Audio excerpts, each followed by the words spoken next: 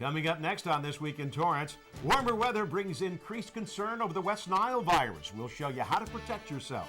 And you buy food at the farmer's market because it's organic, but is it actually safe to eat? We'll find out how vendors look after their produce. Then a Torrance landmark may get a new nickname. We'll tell you why it will be easy to remember. Plus, a local business is the ideal place for great customer service, and they have a 50-year track record to prove it. These stories and much more are just seconds away. Your local news starts now.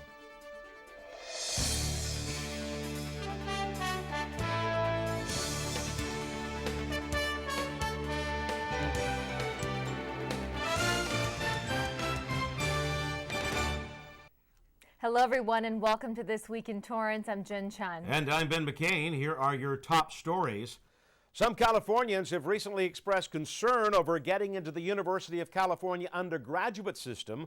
Well, they may have good reason. Records show the highest number of out-of-state and international students will start at a UC school this fall. The cash-strapped state system is welcoming their $22,000 per year tuition, which comes in addition to regular university fees. UC Berkeley and UCLA will have the largest proportion of non-California students. Berkeley has doubled its percentage of non-resident freshmen to more than 22%. Officials deny they favor out-of-state students. They say they accept as many Californians as state financing will allow. They also say the additional funds from out-of-state tuition helps subsidize campus services for all Californians.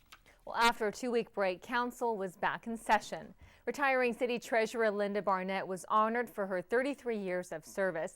Barnett received high praise by colleagues for her professionalism and dedication to the job. Later, Council officially declared the results of the June 8th municipal election, and the newly or re-elected officials were sworn in. City Clerk Sue Herbers, Mayor Frank Scotto, Council members Bill Sutherland, Tom Brewer, and Cliff Newmark, and new City Treasurer Dana Cortez were all installed for four-year terms. And Dana Cortez delivered her first investment report at the meeting. The treasurer reported that the city is outperforming its benchmark, but won't see its interest rates improve until 2011. The 7.2 Mexicali earthquake that struck on April 4th rattled the nerves of many residents. Now experts say that quake has placed more pressure on Southern Californians' fault lines, and they believe that could mean increased activity.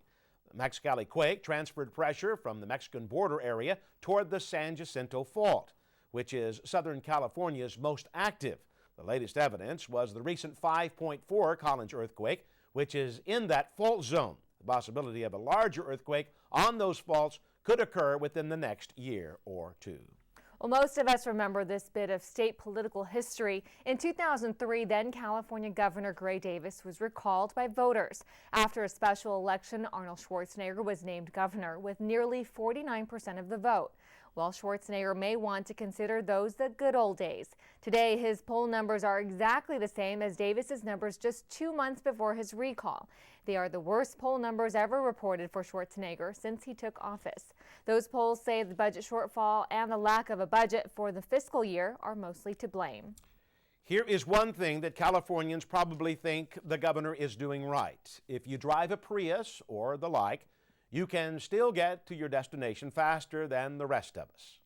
The governor extended Bill 1500 recently, and that means these low-emission alternative fuel vehicles can drive in the carpool lane on freeways regardless of how many people are in the car. Hybrid drivers will continue to get special privileges until 2015. HOV lane access is an important non-monetary incentive for those in the market to buy these earth-friendly cars. And a Torrance landmark, along with its sister locations throughout the country, will get a name change. The Young Men's Christian Association was made famous by the abbreviation YMCA, but now the abbreviation is getting abbreviated. One of the nation's oldest nonprofits will change its nickname to just the letter Y. The president of the Y says he wants the new name to be more modern. Coming up, we'll find out if medical officials are overstating the dangers of West Nile virus. But first, here's the current temperature outside.